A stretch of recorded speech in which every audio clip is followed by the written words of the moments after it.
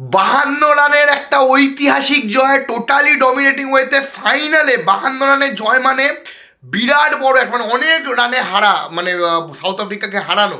এবং এইটা একটা ঐতিহাসিক জয়, এবং সবথেকে বড় ব্যাপার প্রথমবারের জন্য 25 বছর পরে, মানে 2000 থেকে স্টার্ট হয়েছিল, 2000 থেকে ইন্ডিয়া একবারও জিততে পারেনি, প্রথমবারের জন্য ইন্ডিয়ার উমেন্স টিম তারা ফাইনাল জিতলো।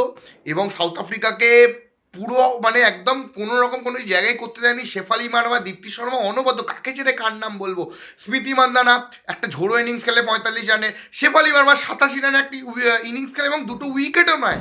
এবং দীপ্তি শর্মা যেমন ইনিংস তিনি ব্যাটে খেলেন এবং 5টা উইকেট নেন, ফাইনালে 5টা উইকেট নেওয়া কিন্তু মুখের কথা নয়। এবং হরমনপ্রীত কৌর ওয়েল ডান, মানে এই তাকে নিয়ে এত সমালোচনা হয়েছিল শুরুর দিকে, তিনি ক্যাপ্টেন হিসাবে সেরকম কি করছেন, বাট ফাইনালি তার হাতেই প্রথমবারের জন্য ট্রফি উঠলো। Congratulation India.